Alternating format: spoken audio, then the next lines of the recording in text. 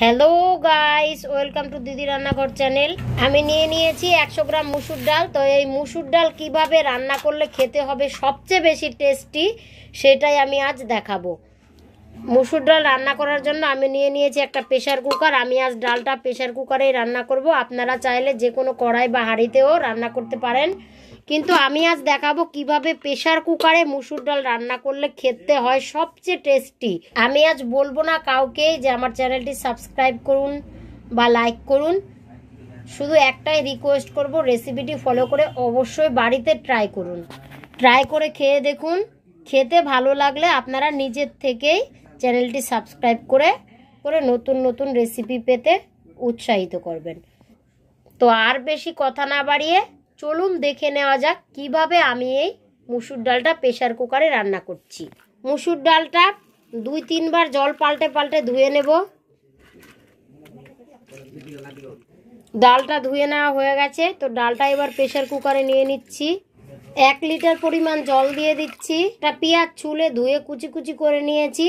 আন্দাজ মতো নিয়েছি কাঁচা লঙ্কা 6-7টা, আর একটা রসুন চুলে নিয়েছি। আপনারা কতটা ঝাল পছন্দ করেন সেই হিসাবে লঙ্কাটা দিয়ে দেবেন, তবে পেঁয়াজটা অবশ্যই দেবেন। আন্দাজ মতো দিচ্ছি লবণ, টেবিল চামচের 1.5 চামচ পরিমাণ। 1 টেবিল চামচ পরিমাণ দিচ্ছি সর্ষের তেল। এবারে প্রেসার কুকারের ঢাকনাটা লাগিয়ে নেব।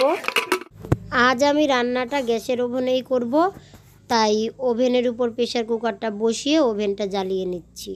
মিডিয়াম সাইজের একটা পেঁয়াজ কুচি কুচি করে কেটে নিচ্ছি। 6 সিটি মারা হয়ে গেছে, এবার নামিয়ে নিচ্ছি। পরিমাণ জল 2-3 বার এইভাবে দিয়ে দিলে প্রেসার কুকারের ঢাকনাটা সহজেই খুলে যাবে। এইভাবে সিটিটা একটু তুলে ধরতে হবে। দেখুন প্রেসার কুকারটা একদম সহজে গরম অবস্থায় খুলে গেল। ডালটা ফোড়ন দেওয়ার জন্য ওভেনে একটা কড়াই বসিয়ে কড়াইটা গরম করে 2 টেবিল চামচ পরিমাণ সর্ষের তেল দিয়ে তেলটাও ভালো করে গরম করে নিচ্ছি। গরম তেলে একটা পেঁয়াজ কুচি দিয়ে দিচ্ছি। আপনারা যারা রসুন পছন্দ করেন তারা একটা রসুনও থেতো করে দিতে পারেন। এইভাবে নেড়ে চেড়ে লালচে কালার করে নেব। আন্দাজ মতো দিয়ে দিচ্ছি হলুদ গুঁড়ো 1.5 চা চামচ পরিমাণ। পেঁয়াজটা 2 মিনিট নেড়ে চেড়ে লালচে কালার করে নিয়েছি। এবার ওভেন বা উনানের আঁচটা একদম হাই করে ডালটা ঢেলে দেব।